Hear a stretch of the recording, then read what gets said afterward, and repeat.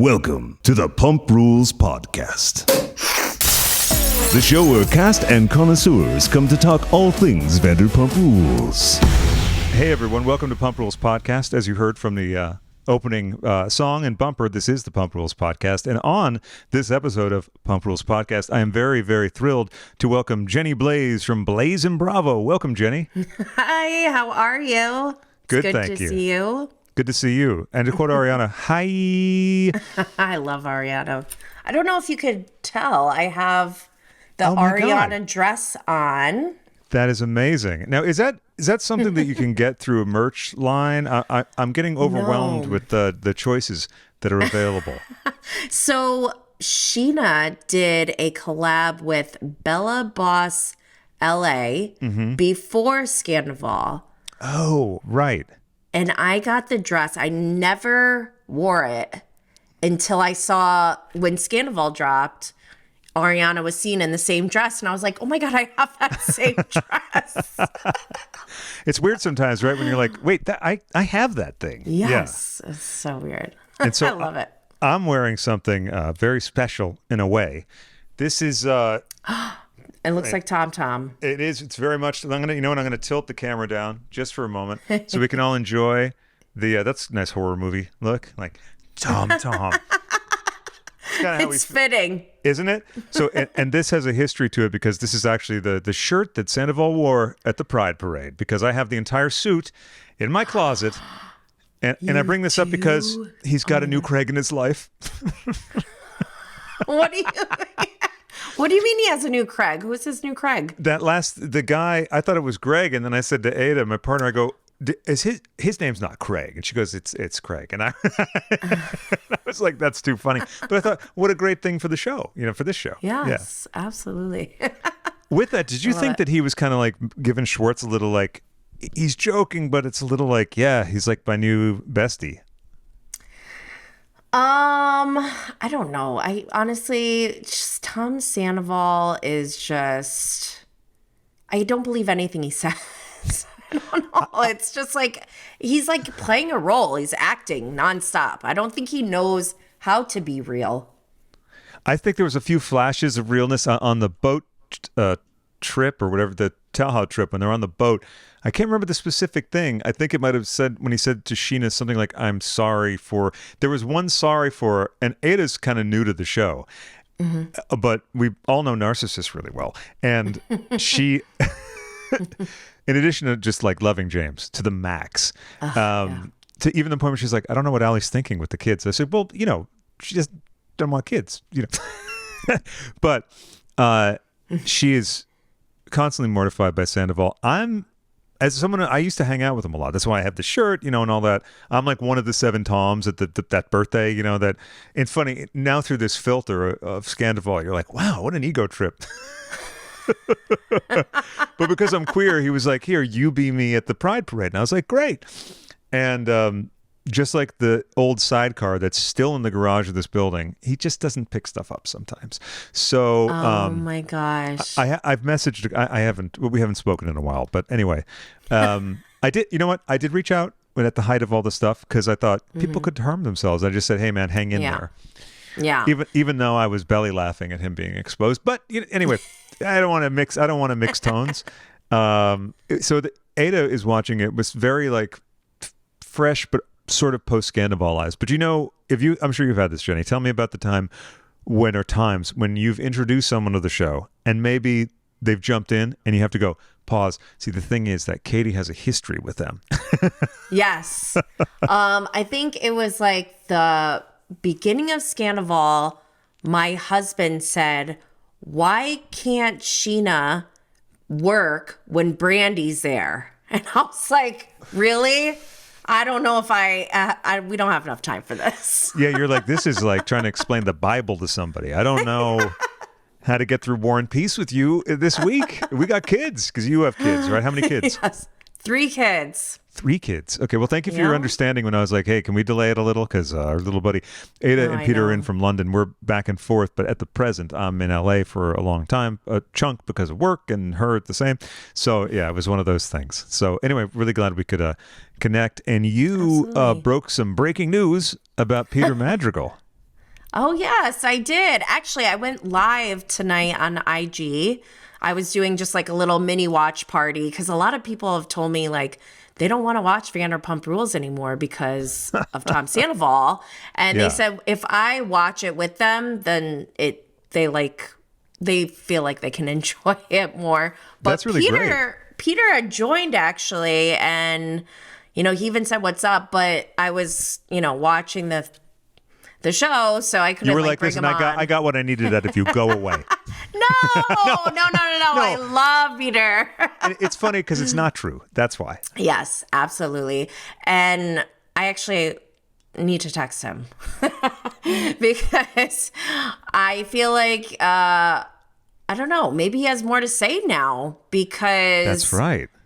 Yeah, because a lot after I had Peter on, he broke the news that he's not going to be on Vanderpump Rules anymore. They didn't want to pay him. And there were articles in Us Weekly coming out. And I don't know, you know how this works. When something goes out, like the cycle of the news, it takes a while to come back and like, oh, Yeah. they reacted to this. Now something else is happening. So who knows?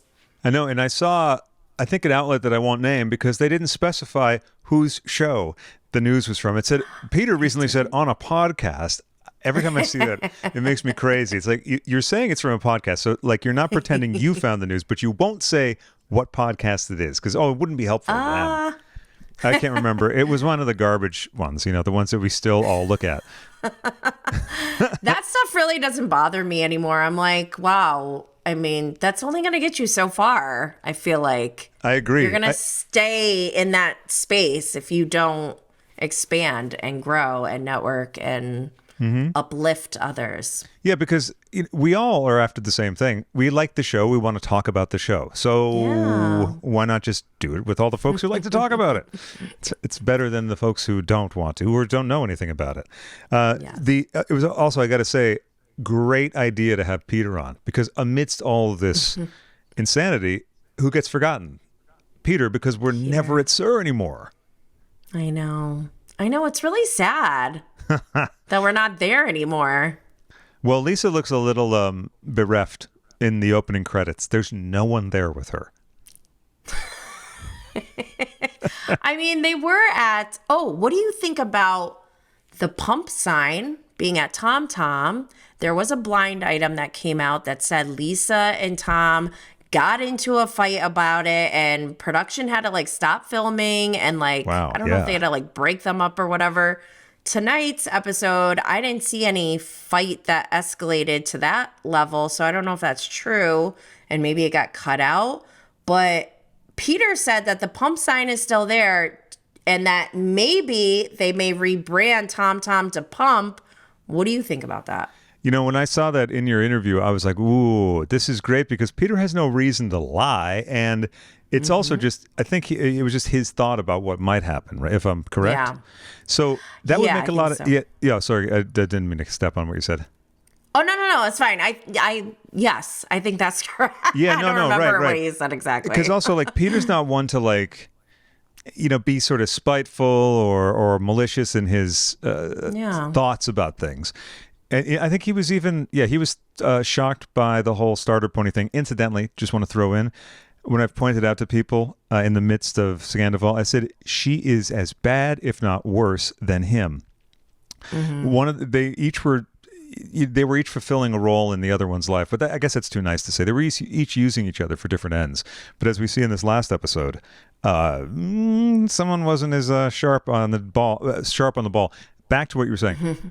I think that that's a very likely possibility. And that we saw that they're integrating brunch into the whole Tom-Tom of it all. Because also, what kind of brand is Tom-Tom at this point with Tom Scandoval as part of it? It's kind of a liability, honestly. So what do you think about seeing, the appearances that the folks are making? Lexington Con, I keep forgetting the name of it. I keep wanting to call it Comic Con, and I know it's not that. I've done stuff at Drag Con, and then there's Bravo Con, and other than that, I cannot keep track. So anyway, they were there, and I remember people bitching about like, "Oh, that's so much for us." I was like, "That's what everyone does there, and you don't have to go. You can not go to it." So, and if you bump into them on the street, they'll take a selfie with you, as well as we saw with that girl who ignited the internet on fire. Did you listen to her podcasts? Wait, that girl has a podcast? She never saw the show, didn't know who they were, got the picture, and then started a podcast. Are you? Oh my God. I don't know if she's still going, but I remember when that happened, and I was like, come on here. This is... That's like Yoko Ono saying she didn't know that John Lennon was in the Beatles. There was that sort of thing. And I was like, really? Really? Like, you don't have to be a big pop music person in the 60s to know that he might be one of the Beatles. Or Brittany Cartwright never seeing an episode of Vanderpump Rules. Well, I am actually shocked about their separation, because it sort of felt like if they got to the point they were at through all of that chaos. I know. But it seems like a waste at this point, because they did seem like they were doing so well. And I was really rooting for them, but I don't know what the hell's going on. I haven't been caught up to speed on every frame that's been released of the Valley, but I don't know. Is Jax trying to start his own Scandoval? Like, what is happening? I'm really not sure with all that stuff, because a friend asked me, and I'd seen Jax at the bar, but they were both there, and I'd seen them before that at the soft open of the bar, which we'll see later on the Valley.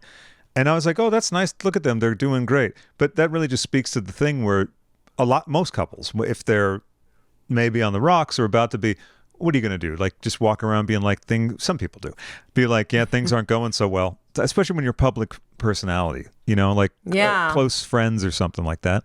Like, when they were all living in the building, I was privy to some stuff that you just can't help but be because you're neighbors and whatever. But I think I even distracted myself from something I wanted to ask you about, but that's okay. We'll get back to it. Oh, I know what I was going to say. I'm glad to hear that you don't know every frame of what's going on, because I consider you like one of the ultimate experts on this stuff. My gosh, thank you. Yeah, you're welcome. You're welcome. Especially with having a fairly young son and just doing a couple other projects and my other podcast and everything. Mm-hmm. Sometimes I'm even catching up on podcast episodes, because it just wasn't in the cards. But it's too much. Yeah, there's so much content. And when Scandoval was going on at its peak, I was on top of it. I'm like, it completely took over my life. Same here. Same here. But now it's like it's funny to watch this season, actually, because I've never followed filming of any reality show that closely. Mm-hmm. And so now watching it back, I'm like, oh my God, did I mess up? Like, maybe I shouldn't have done that, because I feel like I've seen all of this. And I don't know. It's interesting. It's like a different way of watching. That's new. So different, because even though the show's always had like a very large sort of discussion group on Twitter and other Reddit and all the other outlets, never has it been as insane with the spoilers and people filming and posting it immediately as this year. And I actually pulled back from looking at it because of that. I thought, well, I really want to see the show, and I don't want to, and I'm kind of glad I did, because even some stuff, when Scheana and Lala are laying in bed, I said, oh yeah, that's when she posted that thing about the crazy social live. Yes. Right? She went live on IG. Yeah. She went live on IG, and I remember I happened to catch it, so I screen recorded it and posted it, because I thought, I love that they're at the place where they can sort of say, this is ridiculous, and talk about it. And even though, as we see on the show, she is so consumed by it. What did you think of Lala suggesting to her that maybe she's chasing that dragon of upset? Scheana is going through it right now. She really is. Yeah. This Scandoval situation really impacted her. And I mean, rightfully so. She had a restraining order against her. Yeah. Which, by the way, it's been so crazy. I forgot. Until Brock was like, hey, bro, she took out a fucking restraining order on my wife. And I was like, yeah, that's right. Good for you, Brock. Yeah. And then also the rumor of Brock and Lala or whoever. It's just like, No, the rumor of Brock is a and lot. Rachel, the rumor that then Brock said, well, our PR people heard it was from your PR people. And Yes. that blew my mind. It also makes sense because PR, if you got crisis control I felt people. that way in the moment. Yeah. I'm like, this is fake news. This is because- somebody planting something. Right, because the only yes, Raquel had sex on Scheana's bed, but it wasn't with Brock. Gross. So gross. So gross.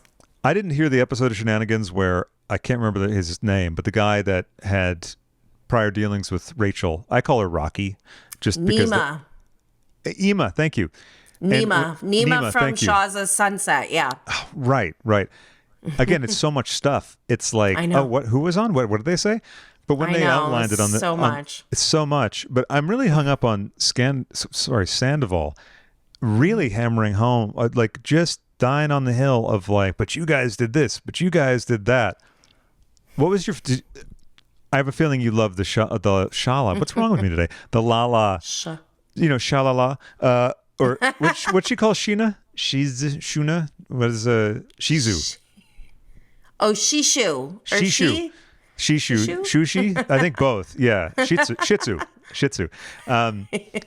Lala in Tom's boat fight was one of my favorite things that I've seen in recent memory on the show. Oh my gosh. I loved how James was just, going about his business as if there weren't two people screaming on a boat. James is amazing this year. Yeah. Yeah, and what's great is there's that kind of like you can see on his face that feeling that I would have of like, yeah, he kind of deserves this, like a lot. He deserves this a lot, and I can't believe he just said that to her. And yeah, I'm just gonna chill and not. Meanwhile, Schwartz looks like he's hanging on by a thread, and even trying to like tell the staff of the boat. We're not always like this, but I like at least he said we are. We're actually always like this. Like They're like, we know what you guys are like, actually. Right. Yeah, we know it. We watched it. They prepped us for it. Well, I like that the camera crew did not know what the fuck to do. They're running around like chickens with their heads cut off. They can barely get Lala fully on mic, and she has a body pack on, mind you, I think. And then, but you see the what do they call it? The the big furry blimp. Yeah. It's like swinging in and out of the frame. And thank God they broke the fourth wall because they would have cut that out before. Oh my gosh, I love that. So I'm curious, where were you at with the show when season 8 happened? Because personally, I mean, my podcast I was traveling a lot for it and everything is pre-pandemic. And I just thought, I'm sick of this because I didn't like season 8. And, then I ended up having a guest on that I didn't want to have on. And it sort of not hurt someone's feelings, but I didn't really believe in having the person on. And I thought maybe it's time to stop doing this for a while, but then Scandoval reignited the passion.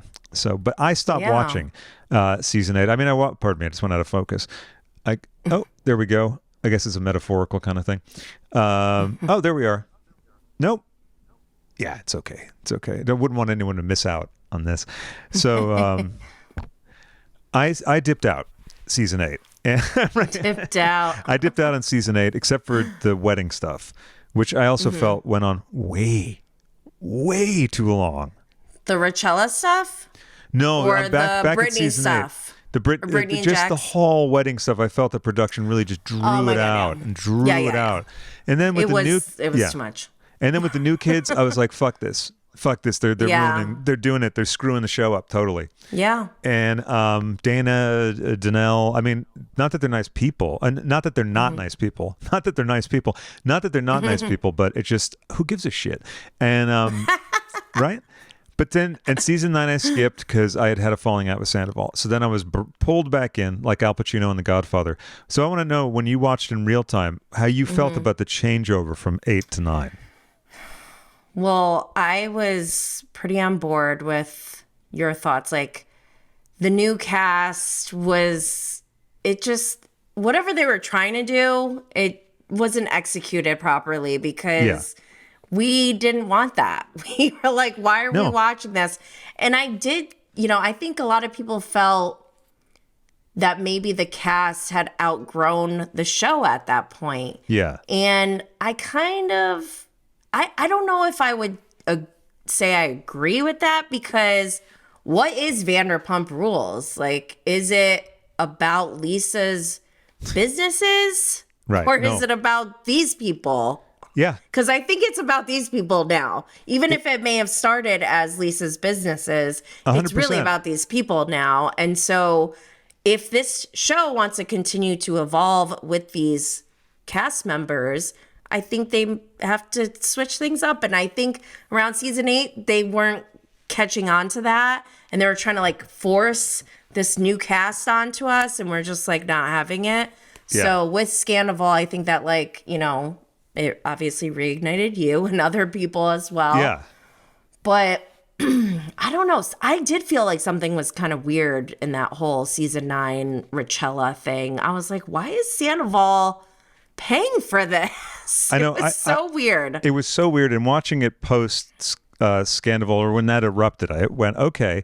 And meanwhile, Katie had told me, I said, I'm not going to watch that fucking show. Not that I hated it, but I was like, I'm not going to watch them Sandoval pretend that he's like a great guy. And she goes, yeah, but maybe you should watch it. I wasn't like hearing the clues. I was like, nah. And she's like, nah, you'd probably like it. And I didn't catch that until, then I watched afterwards and I was like, oh, okay. It's like, it's of course the show's not written, but you couldn't write a better sort of ramping up, right? Yeah, I wish I was lying about this. Right, exactly. Yeah. Then, yeah, I felt that way. And also, it's hilarious to me that Alex Baskin in various interviews now, which is another wild thing that production they're like, yeah, going on all the interviews, do it, talk about it, when they used to be so tight-lipped. But he's like, I kind of wish Scandoval didn't happen. I'm like, what are you talking about? What are you talking about? Stop it, Alex. I know, it really. And I'm like, either way, if he's bullshitting, then that's like annoying. And then if he means it, do you need help? Like, because I think season 8 is. Go ahead. No, go ahead. No, I have this thing with Alex Baskin. I like blame everything on him.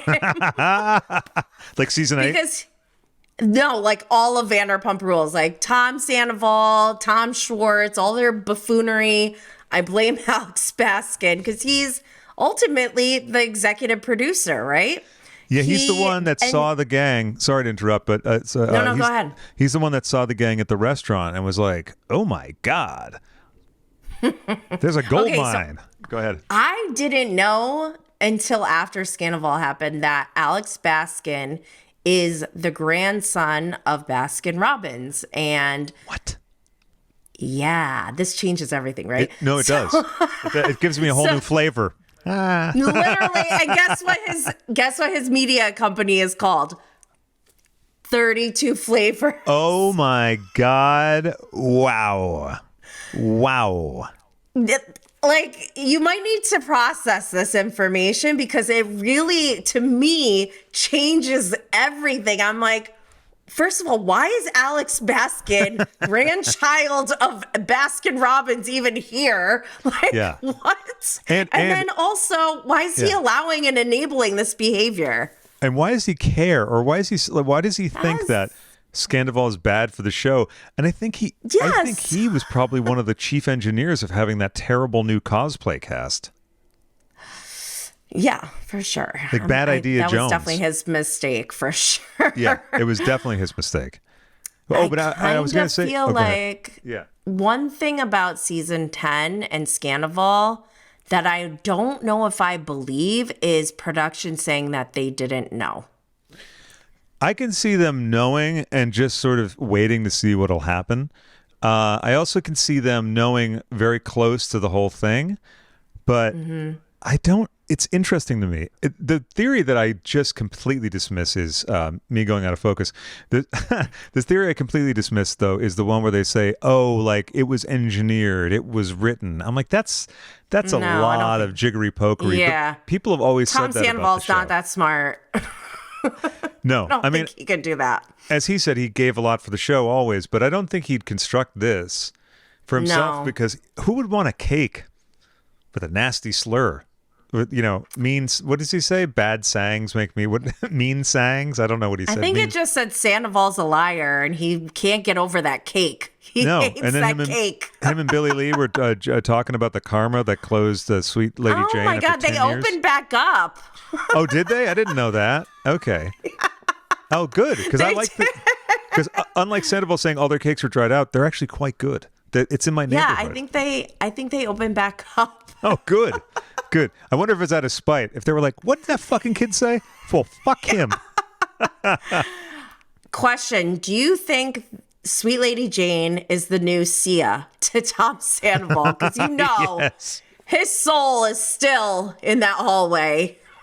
Do you know what? That bachelorette party. Oh, absolutely. Yeah. And it's sort of like it got sealed there because it was New Orleans and spooky things happened there.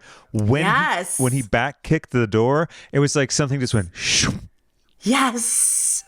And I think that all that rage in that moment had nothing to do with feeling like Schwartz is a battered wife, because clearly he is a battered wife and Tom Sandoval is his common law husband, abusive husband. Yeah. But I really think he was still mad that Carter said he looked like Sia and he took it out on the door. Yeah, he was mad about that. And here's a funny little note about that wig. So, Tom did buy all the stuff and get all the gear and accoutrement for the drag stuff.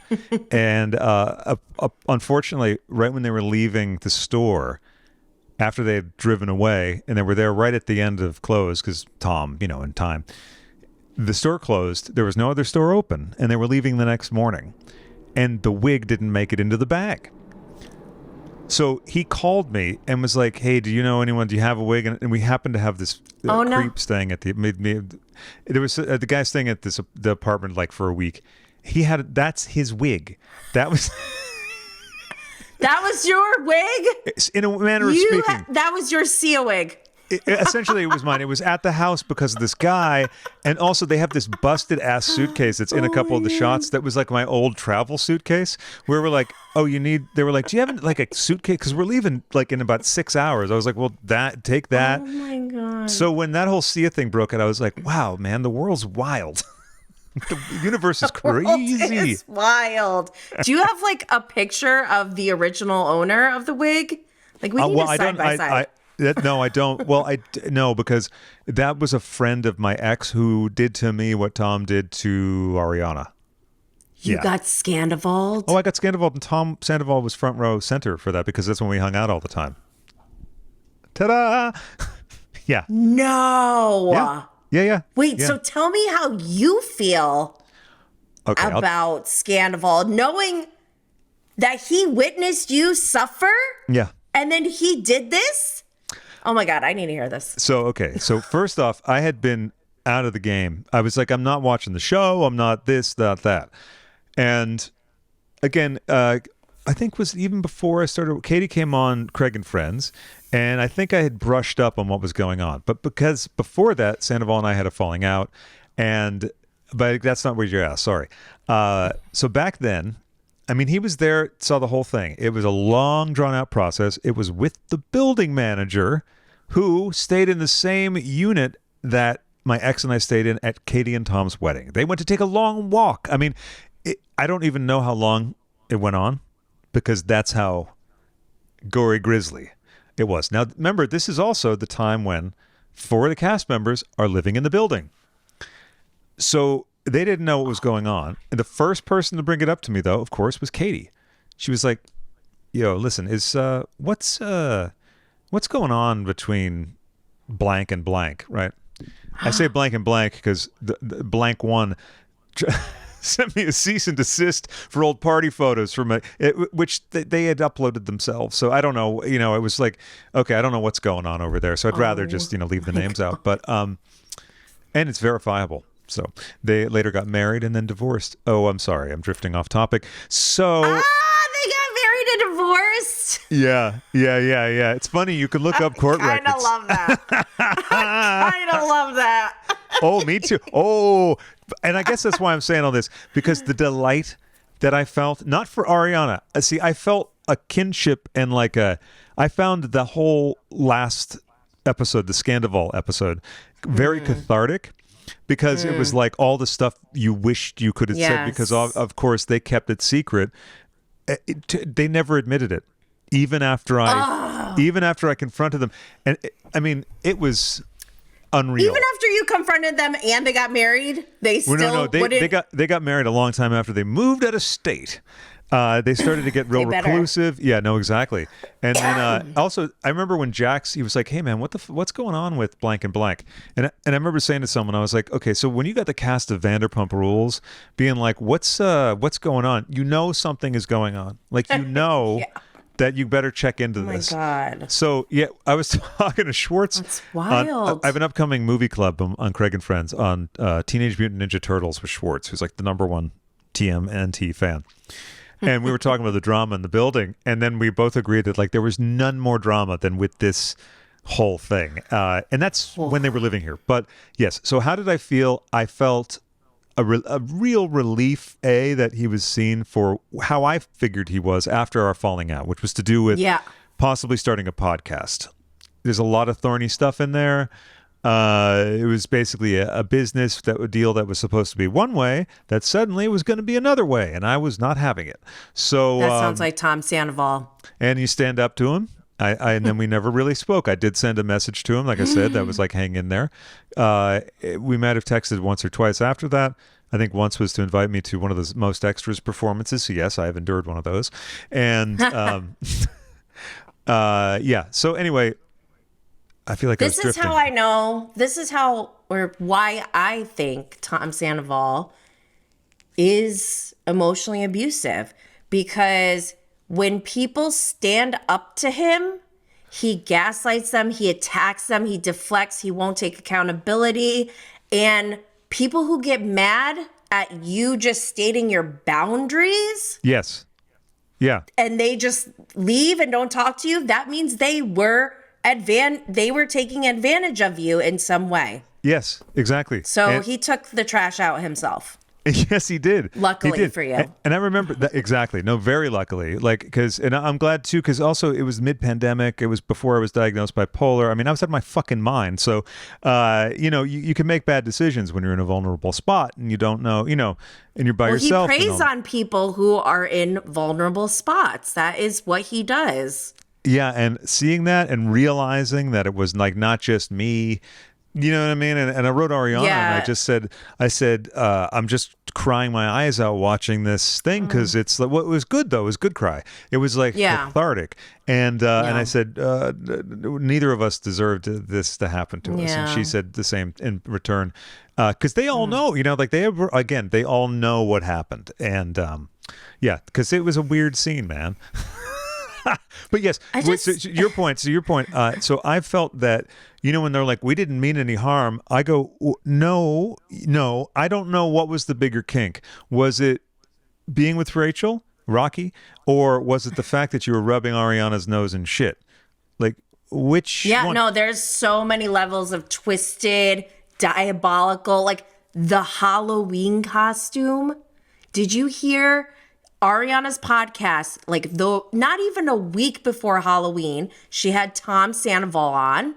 Was this the Down to Earth or like Earth to Ariana? Yeah, Down to Earth, Earth to Ariana, yeah. Yeah. And they're talking about the Halloween costume, and she's God, it makes me so sick. She's hyping him like the great girlfriend that she is. She's like, you love Halloween and you're a Halloween costume connoisseur. And he's saying, it's all about, what did he say? Oh my God, something so gross. It was like, you have to, it's about the whole meaning behind it or something like that. No. Meanwhile, he dressed up as his mistress. That's so fucked up. It's so fucked up. It's so fucked up. It's sick. It's so fucked up. It's sickening. It's sickening. What's that? Sorry? It's sickening. No, honestly. it is. It is. And I remember after we had our falling out, I was in the Uber home, and sometimes with certain people who are your friends, and you go, I don't know what's happening. It was 45 minutes, and then I was like, oh, okay. I see, like, all right, good riddance. Like, goodbye. Yeah. And I had said to someone, a mutual associate, I said, here's the funny thing. He doesn't know that, to quote the Eagles, I'm already gone. Like he thinks I'm going to be like knocking at his door, like, "Hey man, listen, sorry, nope." Of course he's gonna think that. Yeah, He's delusional. Like he needs a team of professionals to help him figure out what path he needs to take. Don't get the PR team. Yeah, get the.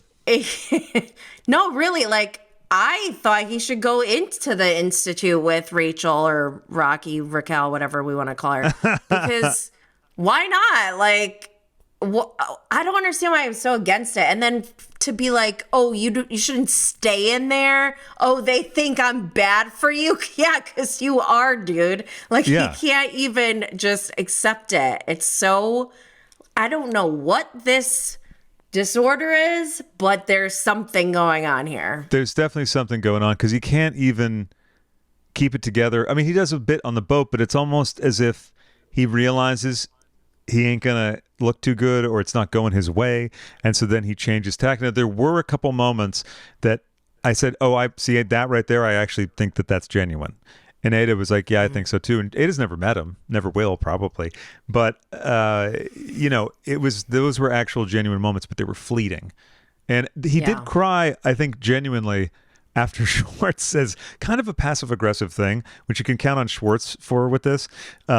He he's pissed at Tom. I'm sure of it. He hasn't said it outright to me or anything, but why would he have to? I wish he would. I wish he would. For his own sake. His own sake. Like, I would like to, he doesn't even have to record it. Just go to a rage room and just, with all Tom Sandoval's all over the place, his face, and just take it out. Like, go to town. Like at Wolf Vanderpump. Now, by the way, what did you think of that? Sandoval. I peed my pants. Like, not joking. It's live on my IG. You can see. I mean, you can't see me peeing my pants, but I screamed and I was like crying and laughing. I'm like, I literally just peed my pants. I don't know. I was laughing so hard. That's so great. I didn't see the teaser because I try to not watch the teasers because I'll be like, oh, this is coming up and that's coming up.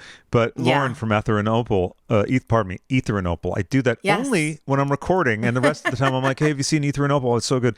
I love her. She's the best. And she told me about that scumbags and cheaters thing, and I was like, wait, what? She was like, yeah, the first thing he says is the shirt I made. And I was like, wow. That's wild to me. I just, Oh my gosh. Warmer the mustache. So I know.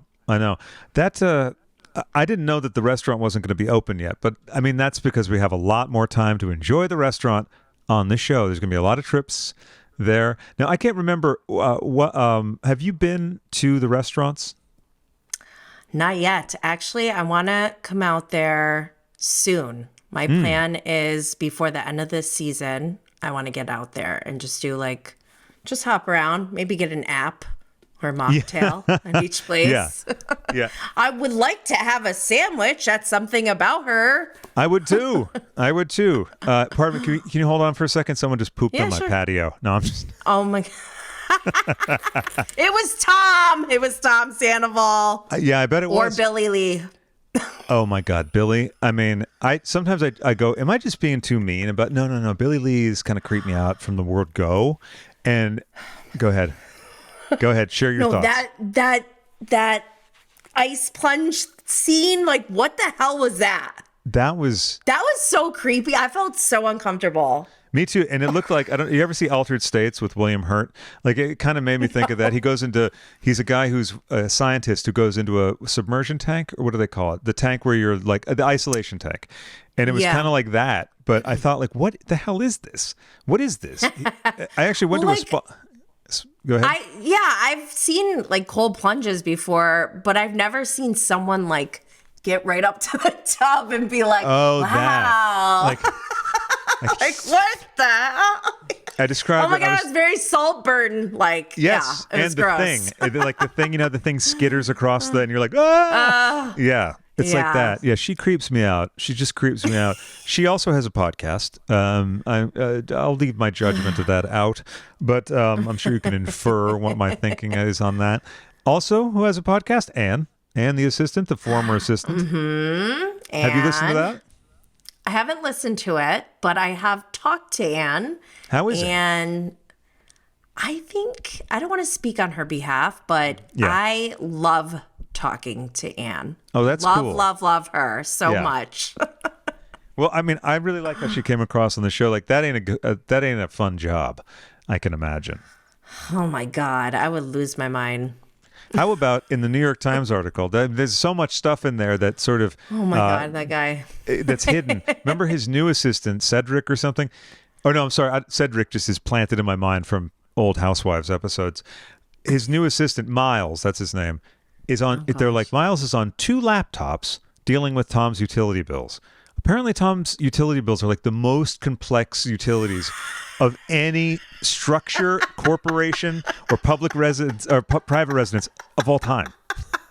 It's like, he has to run a country. Well, he does, and he's been paying for this whole country and more. Oh, Tom Sandoval. Everything he does just feels like like he's working harder for no reason. Yes, he's working harder, not smarter. Yes. That's it. And also his big gaffe, some people would say it was much more than that, with like comparing his situation or Scandoval to, and the weird thing is, knowing him fairly well, or at least thinking I know him very well, I can hear him saying that, like, and not that I understand what he said, but I understand him He making thinks. that cloudy. Do you see what I mean? Like, it's not like I don't support or endorse. Right. But I'm like, You could see him doing it and That's be the like, thing. that I makes sense to Tom. I Like, could see he's him an doing idiot. it, and I could see him like kind of like leaning over, like, like with one of those Yeah. STL hats kind of thing. Oh, God. I love that immediately after saying that in the article, it says, Tom then gets up to go upstairs to get ready for a party. The New York Times is there. does. The New York Times is there, just like to hang out, chill. But then Bravo doesn't let him continue. Go ahead. I love how they called out the Zara suit. I don't know. Like, it just felt so petty. Wait, they of called out the what? New York- Sorry? They called out his Zara woman suit. Oh, They were yes. very clear that it was so, which maybe I shouldn't say that, but I felt like it was a petty moment from New York Times. Very. Oh, extremely petty. It just made me laugh. Like they probably should have left that part out. I think they should have too. The bit I love that was like the subtle shade, but like very intense. It was after his stupid statement, the one about, not just to clarify, the one about George Floyd and everything. Yeah. He said, the reporter says something like about how clear it makes it, like kind of how delusional he is, or like how the lack of perspective one would have to say. One would have to have to say something like that. So it's very my clear what the gosh. reporter thinks. I'm looking at the new episode and I go, I think that's the woman's suit. I think that the mint green one, because it's kind of like, I don't know what you call this part. The cut of it is like ample here, and Yeah, it's low cut. It's low cut V-neck. and it's got kind of big buttons, and it didn't look like a man's. Yeah, I'm torn because I don't want to hate on Tom Sandoval for wearing like women's clothes. Like, No, me whatever. either. If he Me wants either. to wear women's clothes, that's fine. But I feel like he does it on purpose to incite some type of reaction. Like, I don't feel like it's genuine. I don't feel like he truly wants to wear women's clothing. Well, see, what I think is he just happened to see it on the rack, and he thought, oh, that's better on the sleeve, or that tracks. Like when he's telling the reporter why. You think so? That tracks, but Okay. it's also like it's a funny, if unnecessary, jab in the article. Yeah, it was totally unnecessary. It's totally. There's like plenty. Like as soon as he said yeah, that like stupid we don't thing, need to go there.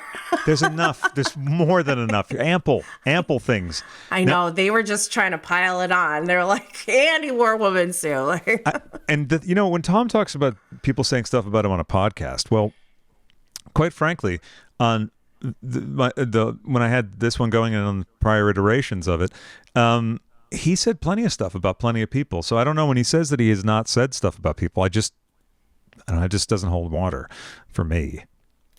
sorry, just to go back to the Brock thing, how his Sorry, we should talk about the episode. team- Yeah. Well, when he said, Brock was like, your team put out this information, the response, and I don't know if this is because of editing or whatever, but Sandoval's response was not like, no, I didn't do that. It was, there is no evidence of that. I was hung up on that too. And I was like, oh my God, why can't he just say he didn't do that? And it sounds like he's guilty. I know, there's no evidence. There's no evidence. Like, who says that? Because I got rid of it. Yeah, exactly. We did it so Black Ops style that you'll never find a shred of evidence. Yeah. And also, why would whoever published it come back to the PR people and say that if it couldn't be semi-verified or something? Yeah. Because also the paper that printed it would be subject to a libel suit, I believe, unless they could maybe prove. Yeah. Right? So, because that would be a heavy thing. It. And also the photo they ran in that article, it was of Brock and Raquel in a car. But she lived at Scheana's house for a while, so I don't know. Yeah. Speaking of living in a house, what do you think of the ridiculous notion that, Schwartz, you should be my roommate? Oh, yeah. Oh, my God. That, to me, was like another huge red flag. Like, Schwartz, get out of this abusive relationship. Please. But at least you are in too deep. Way too deep. At least, though, he's like, oh, that's, no, I don't think so. And he's like, what would the rent be? Oh, $6,000 a month. Yeah, just $6,000 a month for a shared. I didn't hear that part. Oh, yeah. He goes $6,000 a month to live with Tom Sandoval. You got to pay me more than that to live with that man.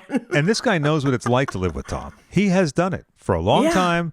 He did it, down the street. I can't see it. Look, even when he and I were like real good friends or whatever, I would not want to do that. Then no. Yeah. You can have a really good friend. Never had a problem with them. Just don't live with them. Don't move in.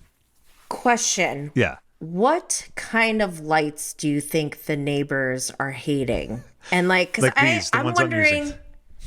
Well, I'm wondering does he have like a floodlight going directly into their window? Does he just have like Christmas lights on? Do they go off at a certain time? Like, what kind of lights are these where the neighbor is so disturbed by them that they have to send a text message? And if that's the case, why is he like, oh, it's my right or whatever? Like, what? It's protected under freedom of speech. Yeah, oh my God. From my recollection, at least at the time that I would have been there, there's an LED Bluetooth speaker, so that's one, but that doesn't cast that much light. But there seems to be more and more lights in the house. When he has that birthday party, that really warm, love-filled birthday party, he has more lights. There's new LED lights. Now, look, I like LED lights. That's what you're seeing in the background. Yeah, but, I love lights. Yeah, lights are great. But like the flashing and all that stuff, it's a good question. I think I know which neighbor it is. I think it's Breckenmeyer because he lives near there, and I've heard a lot of times about noise complaints from the Meyer household. Yeah. So it might be that, it might not be. And I apologize, Breckenmeyer, and don't sue. I don't know why you would. But I think maybe they can give us some answers. Yes, Breckenmeyer, come on. Share Tell your us feelings. What kind of lights they are. What kind of lights could they be? I think probably there's a lot of lights in there now. Also, so now we're talking about the house. What's your take on both the current lawsuit and also where they're at in the episode about the house? Because there was a turnaround. I thought it was pretty interesting because even Scheana said it before Ariana started explaining her financial situation. Yeah. She's like, she's making millions of dollars. And Ariana called it out. She's like, the internet seems to think I'm making millions of dollars, but here's the real situation. I think Tom Sandoval probably scammed Ariana out of some money because she found out that she was like overpaying her half for a while. And that's allegedly why she stopped paying him. And that led to him saying, oh, she owes me $90,000 or whatever. I think Tom Sandoval is a con artist. And I think that this lawsuit against Ariana is a way for him to buy more time. I think of it like Ponzi schemes. Sure. Like, they have to get the next, they got to flip the next trick to move on to the next trick. And it's constantly like, it's going to catch up to them at some point. Yeah. And Tom is in that like denial phase of like, no, I'm gonna get $90,000 from Ariana, and like, no, I'm keeping this house. Like, dude, just you need to accept reality, stop being delusional, get rid of the house, sell it. That's a tall order you just prescribed. That's a tall order for the gentleman. That's I think sell the house is the easiest thing in that equation. Yeah, seriously. I thought it was very interesting that once she said, okay, like, let's talk about, or through intermediaries anyway, you buying me out of the house. I don't know. I don't know if I want to do that anymore. I mean, come on. Wait, he said that? Or she said that? Well, she said, I think in the last episode or the one before, that she was, okay, maybe we can consider what you've been asking to buy me out and so on and so forth. Then he has a change of heart. After that being the thing he wants so much, and I think after that is probably when it went totally south with the offering. And like she says, I don't know. I mean, I don't know anything about his finances personally, but I don't think he can afford it. I don't think so either. Look at the state of Schwartz and Sandy's. Yeah, aren't they closing? I've heard that, and I've only heard that. Let me be clear. I've only heard that through folks who don't know them personally. Yeah, I've never heard that from them, and I'm not gonna. Schwartz has always been a lovely guy to me, and so I've never asked him, "Hey, are you guys closing?" Yeah. I've only heard it like that. People go, aren't they closing? And I'm heard your business is tanking. Yeah, hey man, your business is tanking, isn't it? Yeah, hey, come on over. I hope they're not, because I wouldn't want Tom Sandoval to be like destitute. You know what I mean? I don't want like him to be in a bad way.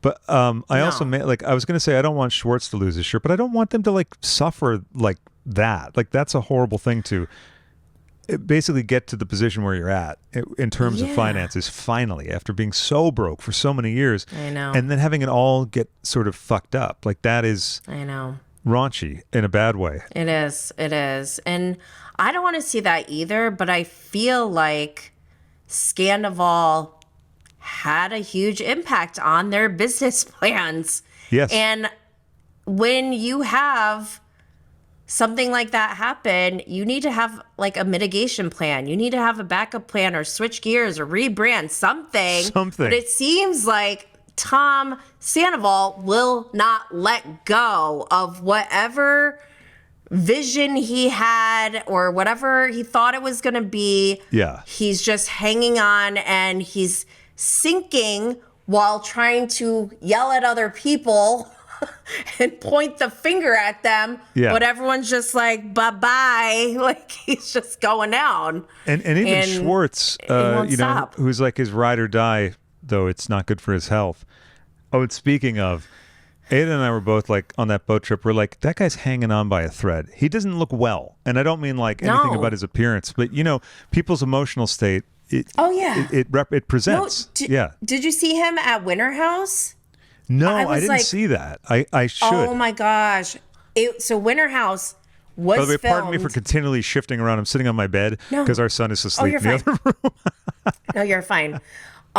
Winter House was filmed in between when Scandoval broke. They filmed the last episode for the finale, and then he had to leave Winter House to go to film the reunion. So that was peak Scandoval, and even they're talking about it in the house. They're like pretending they don't know. Yeah, oh yeah, we heard about that.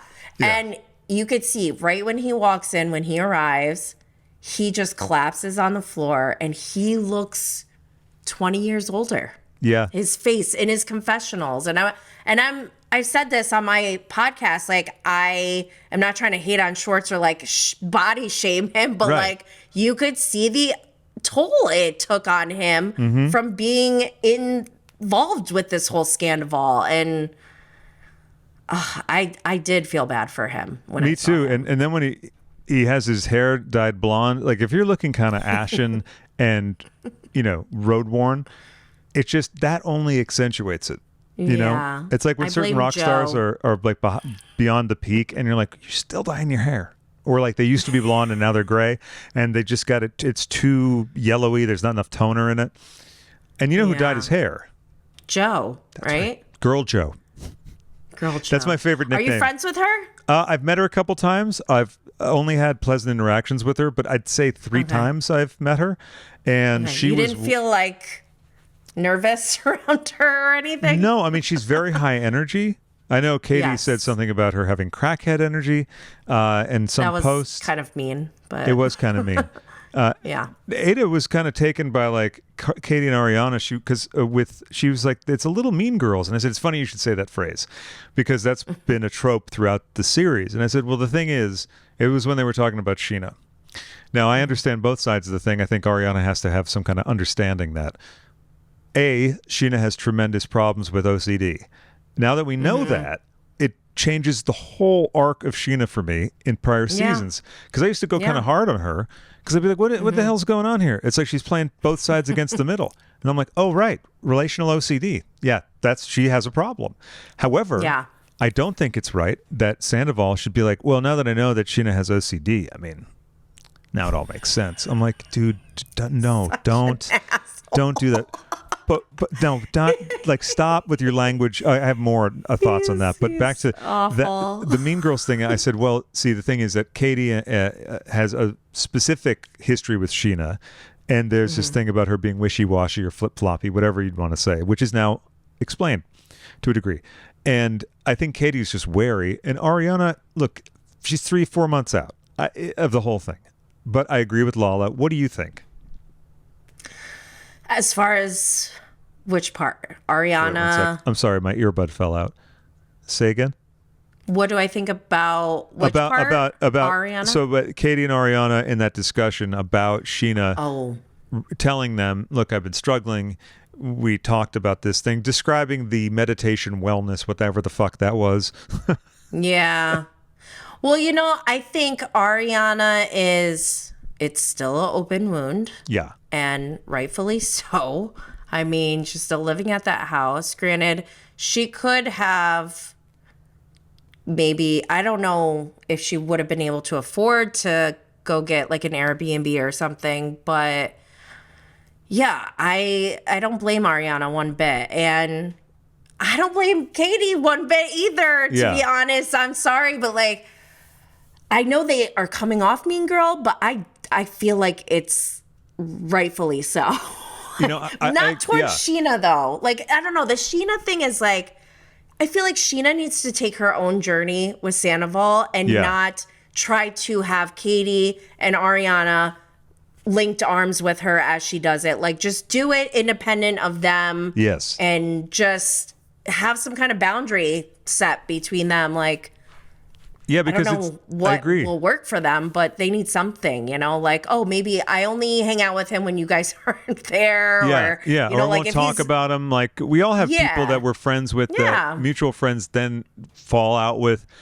And, it is kind of silly to think, like, you can't talk about that. Well, I have one person in my life was in my life, that a lot of folks I know are still friends. And I said, no, you should be friends. Like, if you guys have a good relationship, cool. I just don't want to hear about what they're up to. You know what I mean? I don't really need to know the latest. If someone in your life is always telling you about the person that you don't want to hear anything about, it's like, oh, that's another red flag. Yeah. I really felt for Scheana and Brock when they were talking about the nanny stuff. Not that we have a similar thing at all, but the thing that I wanted them to do, they thankfully did, which was kind of just say, like, I see that you're upset about this. I'm upset about this, and I maybe didn't handle it the right way, because there's not that old saying, but the saying that Ada and I love, that it's not about the rupture, it's about the repair, because any relationship, you're going to have some kind of issue. Yes. Because otherwise, if you don't, right? Because if you don't, you are going to be pissing and nagging like she was doing your laundry and blah, blah, blah. And she said, I'm pissed off at everything he does. Well, that's what you get if you don't say, like, hey, I'm not happy about this, that, or the other. But not the easiest thing. I agree.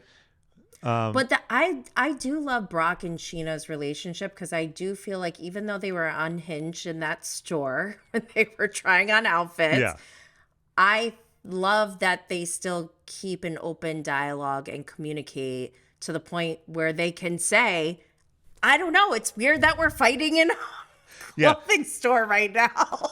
Did they cut Like, to I love that. Did they cut to the shop assistant? That was, I think, always my favorite. No, that is couple goals for me. Yeah. Yeah, fighting at the bikini store. Yeah, and just being like, why are we fighting here? It's weird. That was good, and I hopefully they get the nanny thing sorted out. But again, that's the OCD stuff. It's difficult. Tough. It's tough. And I felt for Brock too. Like, granted, he didn't express himself in the most subtle of ways, but he was having trouble with that. He was having trouble with that. No one wants your in-laws there 24/7. I don't care how nice they are. Nobody wants that. No. What else stood out to you from the episode, or any of the last three? Because I feel like the Tahoe trip was so packed with stuff, and this last one was really good. And towards the end, it got like, whoa, wait, what's going on with Katie and Lala? I know, that was crazy. I did feel like Lala was just like kind of turning it up for the cameras. I don't know. What do you think about Lala? Because I'm like, I go back and forth with her. I completely understand that. When Lala first appeared on the show, I've always, not just because Katie's a good friend of mine, but before that, even, like, we knew each other, but I always felt from watching the show, I was like, she really has a good beat on people. So when she was like, I don't like that girl, I was like, oh, there must be a good reason, And then I found her and James both that first season, season 3 or 4, whatever, season 4, because I first saw her and Jesse and Faith when the first event I went to was Ariana's birthday party.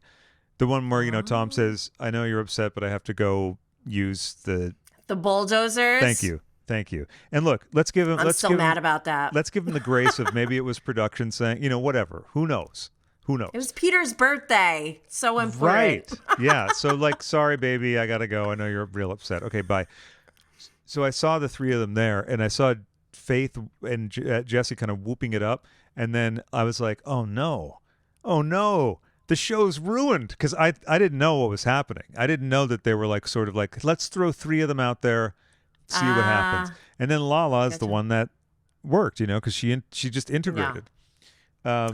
So at that time, sorry, didn't mean to cut you off. At that time when we first see her, I was like, who is this girl who seems to be hidden behind a mask of a bunch of things? Yeah. Now I'm a big fan of hers because she seems to be authentically herself. Whereas prior to that, I was like, this is a bit of a put on, which I get. You're in your 20s, you're in a situation like that. That's your defense thing. And she's talked about that too. I especially liked it when her and Katie became pals, because they were definitely not pals.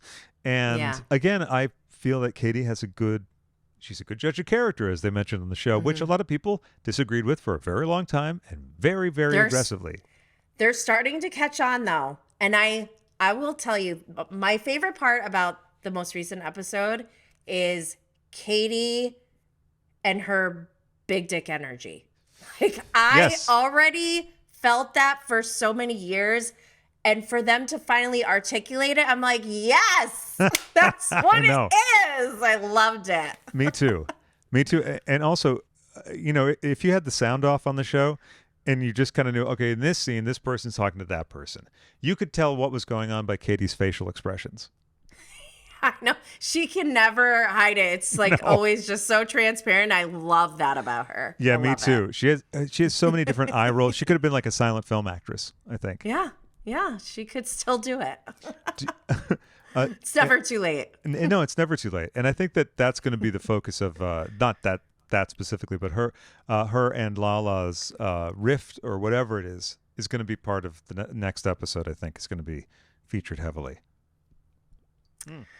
It's an interesting one. Well, Their relationship, for sure. Absolutely. The smash hit of the episode for me, the greatest hit, the big the bop of the show, was James visiting Sandoval's rehearsal place.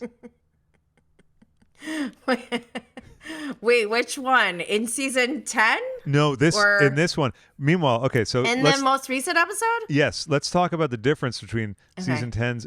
That's a very nice rehearsal space. Very nice, very well appointed. Yes. This one very looks expensive. This one looks like a goddamn sound stage. I'm like, wait, is this their rehearsal hall? But he's like, I got to do the band because I need money. I'm like, well, what are you doing But with? he's also paying like 14 people. I know. There's an excessive amount of people in that band. Oh my gosh. I need to know who his CFO is. Who's making these decisions? I wonder if it's is it Jason or Josh? Jason, the drummer, who's like his producer, who's his like. Go ahead. Yes. Okay. So, never knew who this guy was. Oh, I'm sorry. One sec. I don't know why these won't stay in my ears. And I go ahead. Sorry. I never knew who that guy was ever until he came on this season at Tom's birthday party. Yeah. And I'm like, I didn't even pay attention to him really until people started sending me messages, and they're like, this is the guy that was out with Tom Sandoval, caught with women, and he's married with a young kid at home, and people are furious. And I'm like, wait, let me go check him out. I go to check him out. This man has me blocked. I don't even know him. What? Yes. I was like, that is unhinged behavior. That's wildly unhinged. And you pair that. Right? That's crazy. That's weird. So he was like, so weird. He was like combing through the net. You know what I mean? Like he was listening to everything, watching everything. Like, so gross and creepy. So gross and creepy. And now he's the producer on Sandoval's podcast. He's a producer? Yes, he is. Yes, he is. God. The drummer, producer, man of many hats. Man of many hats. He's the guy, I believe, on the Howie Mandel podcast, who he goes. Oh, his wife. Yes. Right? There's a connection.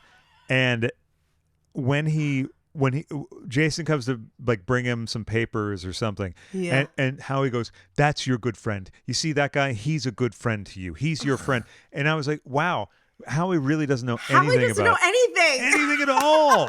At all. I mean, that whole thing was just so gross. So gross. Oh my God. Everything. And the Bethany and Rachel interview was gross. However, I would watch Bethany interview Tom Sandoval. Oh, me too.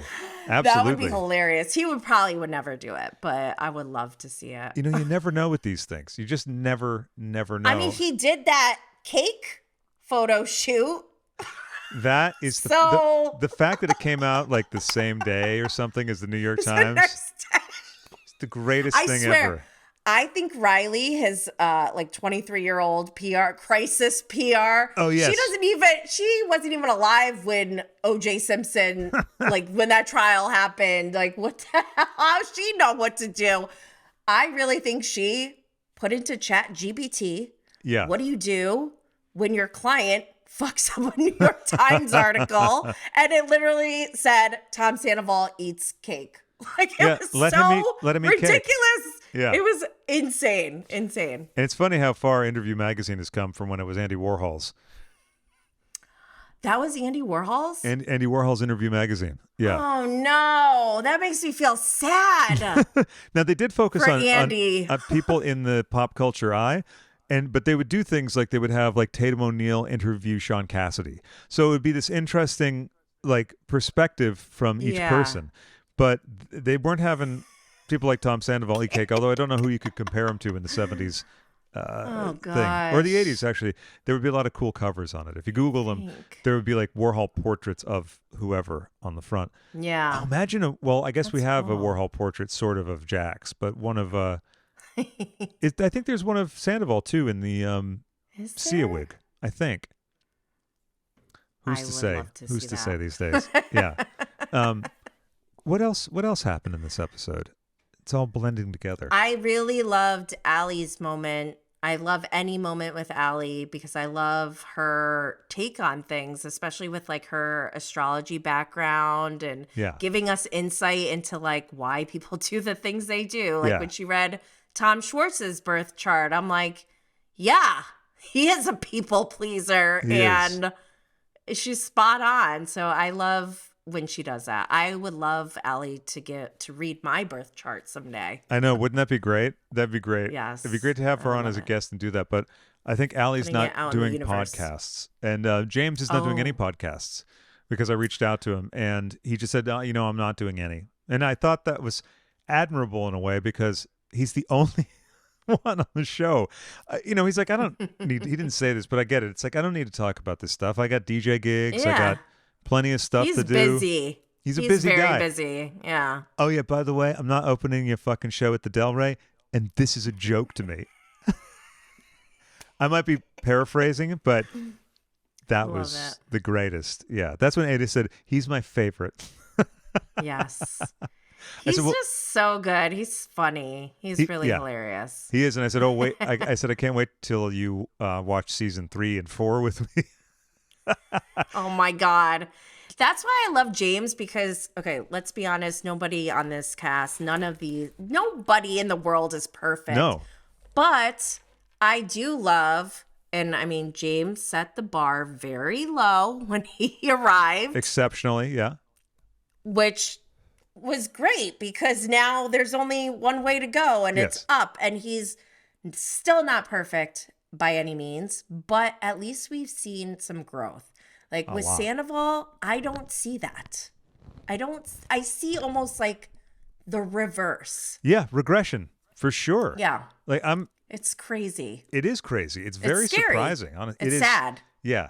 No, it is because he seemed like, again, like when I knew him, it seemed like one kind of guy. And then, and then there's that age-old conundrum. Was this person always this person? Yeah. And I didn't see it or they didn't present to me that way?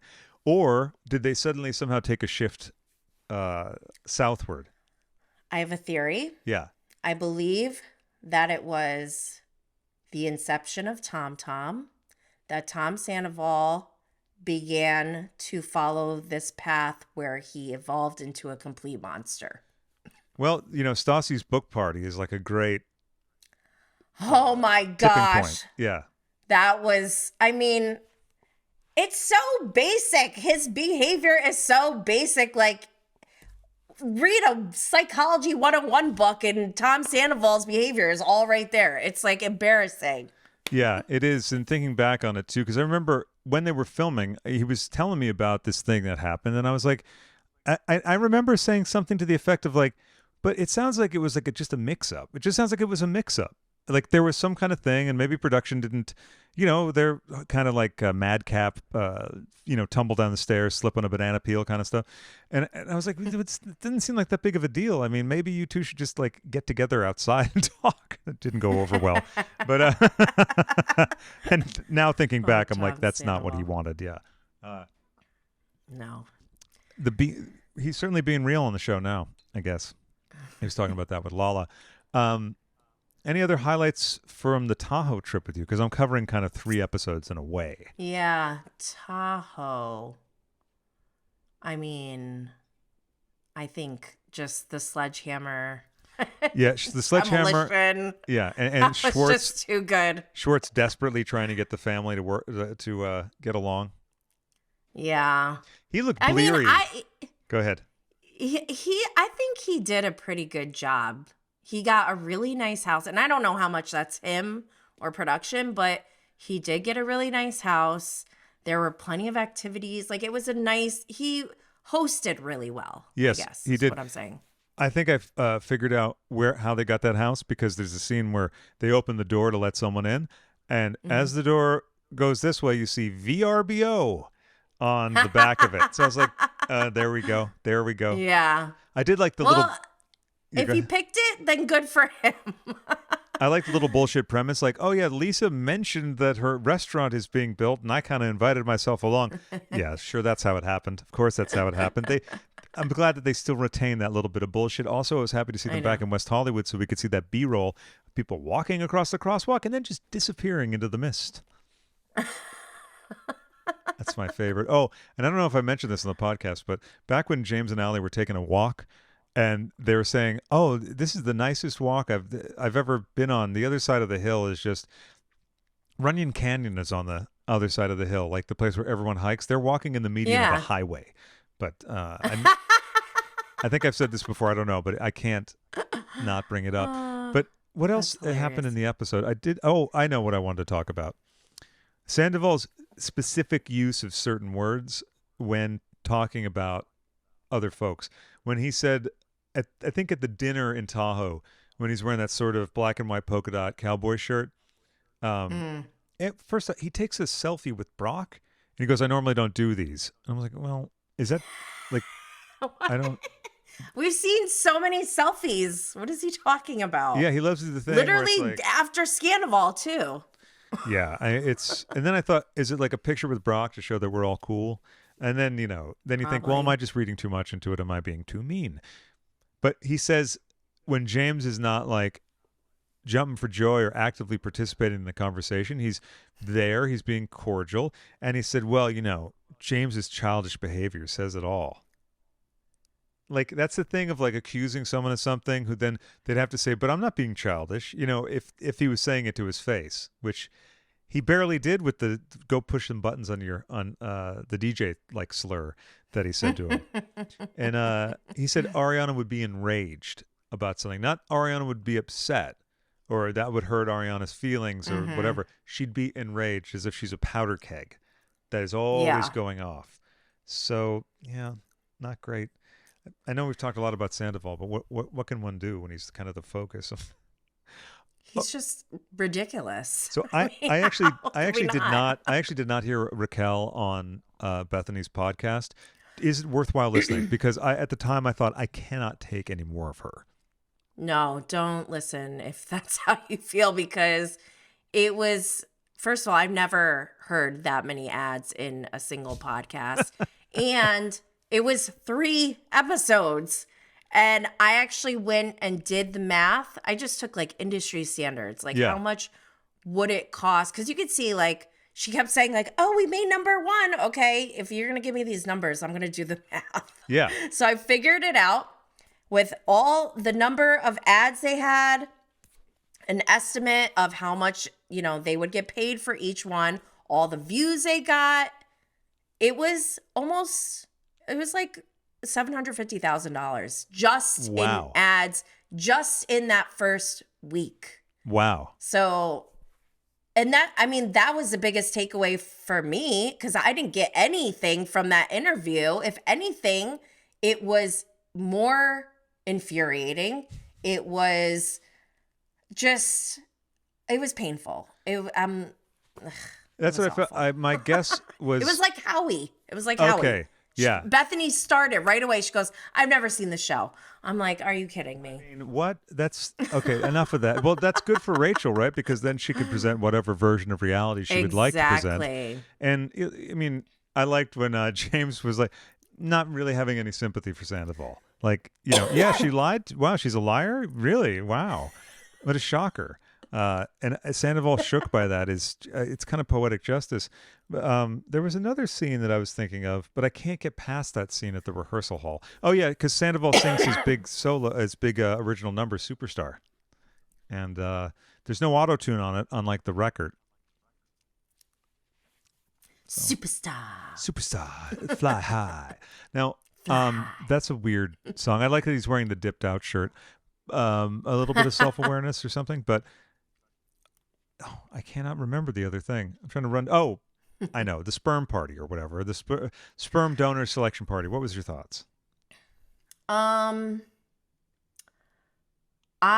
actually I watched Paris in Love, and I don't know if you've seen that, but no, she got her dog cloned. She lost her dog, but she saved the DNA and she cloned her dog. So she had a new dog, and it blew my mind, because I'm like, I know cloning exists, but I've never seen it this accessible, like where you're like, I got a new dog. It's the same dog that I used to have.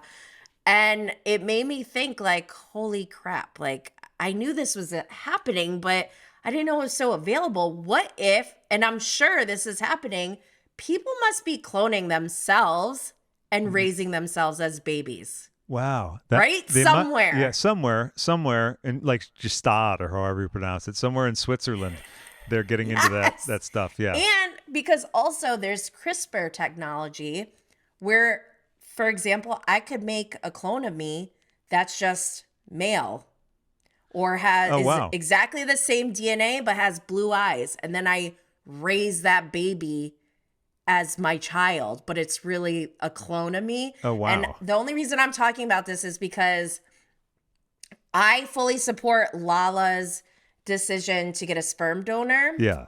I was a single mom at one point, and like, I remember thinking the same exact thing. Like, it would have been way easier to get a sperm donor. Like, this would have solved a lot of problems. Yeah. But when I started thinking about this whole like cloning thing, I'm like, wow, I wonder if Lala would consider that idea. Maybe if she yeah. could. Yeah. If it was like the same price, like let's just say everything's even playing field, Yeah. like would she choose to go that way versus a sperm donor? It's an interesting I would option. probably clone myself if I did that, because at least I know what I'm dealing with, you know? And I'd be like, oh, when you're 12, watch out. Your boobs are going to grow really huge. Well, you'd know each step of the advancement. You know, Barbara Streisand. Yes. Barbara Streisand had her dog cloned, and I just listened to her 47-hour audiobook. Literally 47 hours. It's the greatest. Wow. That's why I couldn't listen to any of these podcasts. You know, I couldn't listen to You're too Rachel busy. Gone Rogue. From what I gather from Rachel Gone Rogue, it's I on don't listen to that. I looked at it on the thing, and it said 17 minutes. And I went, wait a second. What are you talking about? There's a podcast that's 17 minutes long. There's another one. I can't remember her name. She was on that show with Ariana Grande as a kid actor. I can't remember, but it's Selena Gomez? Or no. It's I can't remember her name. She's blonde. She had a really abusive upbringing. She wrote that book. I'm Glad My Mom Is Dead, I think. Whatever. I know it sounds like I'm making it up, but anyway, need to look that up now. that was like a 15-minute long, like personal journey kind of thing, a personal journal rather. But Rachel Gone Rogue is 17 minutes. I'm gonna look up and see if all of the episodes are, because I just can't bring myself to listen to that, because my feeling is she realized I can't replace Ariana. Public opinion is against me, so I'm not going to return to the show. And it's interesting to keep seeing them go, is she coming back this summer? Like, that's really what they didn't know if she was. Yeah, because she they was didn't know. contracted. Yeah, she was contracted. And now she has the audacity to sue Bravo and Evolution and say that she was made the scapegoat of the thing that she perpetrated. I know. It's really that actually, when I saw that lawsuit, it wasn't so much towards Bravo or Tom Sandoval. I think she should have pressed charges against Tom Sandoval when Scandoval broke, because he recorded her like intimately Yes. without her permission. That I would have went straight to the cops. Yeah. And it's just really, I was like, I felt like I got slapped in the face when I saw that, because not the Tom Sandoval or Bravo part, but Ariana suing Ariana. And Yeah. I'm like, what kind of villain are we dealing with? Because this is like the most, like, I can't believe it. I was blown away. Yeah, it brought to mind the Blondie song, like, one way or another, I'm going to get you. I'll get you. Like, it just, Oh my gosh. she's got vengeance in her heart. And why go after Ariana so hardcore? Because she alleges that Ariana had a copy of it and disseminated it to all these different people. I don't believe that. I think she wanted to be Yeah. rid of that as soon as possible. The only person she sent it to, as far as I know, was Rachel. I mean, I'm all about, like, people standing up for their rights, and revenge porn is not a good thing. Like, I don't condone that behavior. However, if I was a mistress Yeah. and the wife or whoever found it and they like sent it to themselves and sent it to me, I don't know if I'd be like, wait a second, you're the bad guy, like I'd probably be like, I'll take the L and just go away. Yeah, I'll just be like, sorry, I get it. We're no longer Yeah. friends, and I am dead to you. Got it. Yeah. Like, Clear. please don't send this to anybody else, and I'll leave you alone forever. Yeah, exactly. Oh, and that lawsuit just to me says she just wants more and more. And then she said, "Oh, I wasn't able to capitalize on it," like Thomas said as well. Didn't she say her vagina was worth like $1 billion or something? What? Oh my God, I got to look this up now. I have Somebody to. on Twitter wrote that, and I was like, stop it right now. I've got to look that up. I hope she said that. I hope she said that. I did too. Yeah, That's why I didn't verify. I'm like, I don't care. That's just wild, and I love it. Some stories I don't want to verify. That's the same thing. I'm like, I want to believe that. I want to just take that on as fact, comedy fact, or whatever. Yeah. Oh my God, it's so good. And Ariana's book, I didn't read it because I'm not a drinker. I have it. Oh, cool. Me How is neither. it? I don't even drink alcohol, and I bought it. I do have fancy. It was really good. Yeah. Yeah, it was really good. I thought it was. She did a really good job, and the pictures are amazing. I haven't made any drinks because I don't drink, but there are like 2 in there that are non-alcoholic. Oh, that's cool. I mean, I might get it. I did buy Fancy AF. That was there was what party? I'm trying to remember where. No, it wasn't the Mondrian. It was at some. The party was fun. Oh God. For that. Yeah, the party was fun for that. Mondrian. Was it 2019? I can't remember. And it was pre-pandemic for sure. I guess that brings us up to date. I'm trying to think of social media stuff. Oh, we talked about Jax Brittany. We talked about the lawsuit. I feel like something's probably breaking news right now, and it'll be on your next podcast. Yeah. So now I'm sure anyone listening to this is familiar with your show, but why don't you tell the folks, the 1 or 2 who don't know about it, where they can find it? Sure. Bravo and Blaze with Jenny Blaze is available on YouTube, Spotify, iHeartRadio, Apple Podcasts, wherever you get your podcasts, and on all social media platforms, we're Bravo and Blaze. And you can get some fun merch like Bravo and Blaze notebook. I love stationery. I don't know why. Like, I'm discovering this about myself, and I need to look into it more. But I love fresh stationery. Like, that's the thing. But Like, I have fun merch at bravoandblaze.com. I do some live events, and I do watch parties on IG Live, so you can always catch me there. Yeah. No, that's great. And it's funny because, we do this on podcasts. And where can people find, I know the obvious answer is, well, any goddamn podcast app. What are you talking about? It's pretty obvious, but like, how else are you going to say it?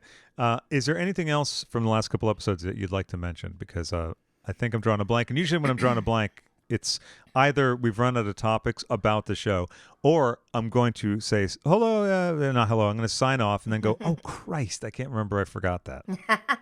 Can't believe. I can't remember. I forgot that. That's where I'm at right now. That's what's going on. One thing I would say for this season, since we're like in the middle, season 11, I kind of hope, and I hope this doesn't disappoint you, but I kind of hope that this is our last season. That's actually one of the things I wanted to talk to you about. So I'm glad you brought that up. Perfect. Well, my reason behind it is I just don't see growth from the Toms, and I see the women flourishing, and I kind of want to leave it on that note. Like, I want to end it where we see Ariana, Katie, Lala, Scheana, even James, throw James in there. Just, they're killing it. They're crushing it. They're doing amazing. And I love rooting for them. Yeah. To the point where I don't want to ruin this now. Like, I feel like we're good, Yeah. And the Toms can just go away. Like, we don't need that. And if Ariana and Katie want to have a something about her spin-off show or whatever, let them do that. And let them just be on their own. Like, Lisa could be their mentor or whatever. I don't know. But I just don't want to see the people who are thriving right now to stay in this environment, because I don't want them to regress and go back. Because I've seen a bunch of comments from people or articles saying like, oh, Ariana could just quit the show, or there was that big piece on her that I didn't get to read yet, which is helpful for the show, about is Ariana, it's like Ariana's got a lot going on now. Can she keep it like going? Probably. Oh yeah, I saw that. I imagine she could. Yeah. Especially because she's They proven. extended Chicago. I know. They extended her time in Chicago, so. If you're a Broadway star and you have all this notoriety, as long as you can do it, which she clearly can, and you have the sense of like, oh, not strike where the iron's hot, but like a sense of like, oh, I have a real opportunity here. I think she'll just be just fine, and acting. I think so too. Yeah. And for someone who takes stand-up comedies very seriously, I think that she'll do very well. I am interested to see what will happen, not necessarily what will happen on the show. I mean, we all are, but there is a point to be made that how can the show continue to go on? Because Ariana and Sandoval, and she will not film with him. And I think Katie feels the same way.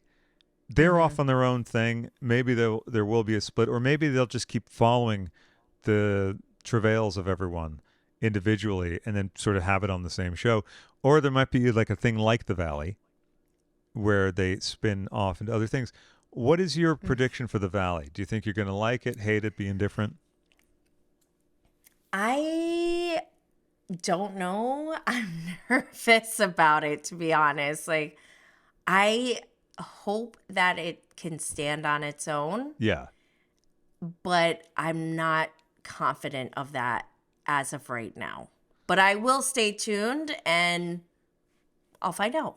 Yeah, same here. I'm actually really looking forward to it because not just because of this, but in addition to the reasons I was anyway. Like, I'm friends with Jason and Janet, and I'm just excited for Kristen and Jax and Brittany to be on the show. Not the show, but, on a show again.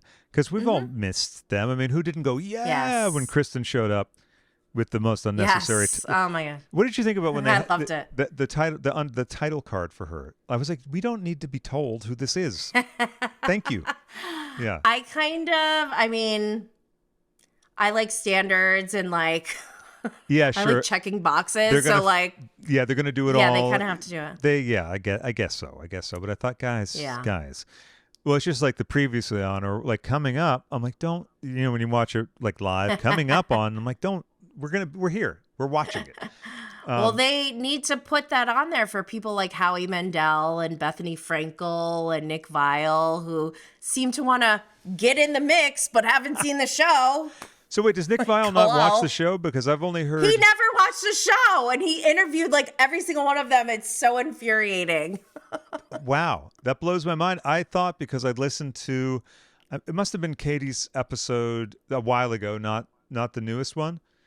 And it took me 2 different sittings to listen to the one with Sandoval and Schwartz. I'm glad I didn't even listen to that one. Listen, if you want like I confirmation... felt attacked. Well, yeah, I know. If you want confirmation of what you were saying, check out that one because it was pretty like, wow. But that he doesn't watch the show is fascinating to me. Because based on how many times he's had the folks on, I thought he did. But... right? Yeah. It's weird. Yeah, it's strange. At least check it out. He seems very interested in it. But, I mean, he does a better job of handling it than Howie does. Yes. So if they say this is the last season, what would you see for the... I mean, you kind of said maybe a spinoff or something about her. Although if this is the last season of Vanderpump Rules, that might not be good for something about her unless they did a spinoff. Yeah. I mean, actually, I was thinking about how the Toms, if they wanted to stay on TV and do a show and they're like, oh my God, we can't get rid of Vanderpump Rules. What are we going to do? I kind of feel like they could do their own show together that would be like similar to like a Jackass or something. I was thinking the Knuckleheads, Yeah, like maybe they go and play a game together. I don't know, and just compete. I don't know. Oh, maybe like it'd be Shark Tank, and they would be like, what business can they not do well together? Each year, it's a different thing, like a stationery store or something like that. Oh my God, yes, like The Simple Life. Yeah, exactly. Well, Tom and I are going to go buy a farm. That should be easy enough. They would totally do that. Yeah, exactly. He's like, dude, no, like only Holsteins. We can't have pigs. Yeah, that would be good. We gotta have every single animal. Dude, it's going to be like Noah's Ark, like literally like Noah's Ark. Exotic only. Dude, like totally high class, like the top. We got to do the best. And my band will play like the christening of it, yeah. Meanwhile, there's like you said, 14 members in that band. Or maybe like an American Idol voice kind of thing where Tom Sandoval coaches the singers and they're like, I don't want to hear this. And then Schwartz turns out to be the one who's like really the like secret musical genius. Oh my God. He's the lyricist. Yeah, he's the Taylor Swift. He's actually got quite a robust musical interest. Like he listens to all kinds of stuff. Does he? Yeah, big podcast guy too. Listens to all kinds of stuff. Yeah, I could see that with the Toms or Red Light. That'd be funny. Scheana and Brock could do something. I don't know. It'd be interesting to see what would happen because inevitably, say there was 4 spinoffs, 3 spinoffs, one of them wouldn't do well. Like it's just the numbers. The Valley, I think, statistics. Exactly. Cold, hard facts. The thing I was going to say that makes Valley interesting, it's not the only thing, and it's unfortunate, but Brittany has said that you'll see some of the stuff leading up to the separation, or what would make that an understandable thing in the season of the Valley. So that doesn't sound great. Me nervous. Some people have asked, do you think it's a publicity stunt? I do not. I don't think that's like way too much. That's like a big bit to commit to, I think. Yeah, it's like saying Scandoval was a publicity stunt. I think it's an easy thing. But yeah, Jax, I do feel like he is very jealous of Scandoval. Let's be honest. Like, I feel like he's watching it thinking like, why wasn't that me? Like, I did that. Why can't I have all this fame? What I want to ask him, because he's going to be on sometime after the Valley starts, is like, did you ever think that there would be a bigger villain on Vanderpump Rules than Jax Taylor? And I don't think anyone thought that. Came right out of, James never even held a candle to that, but. No. So it'd be interesting to see what happens. It'll be kind of grim to see their relationship dissolving.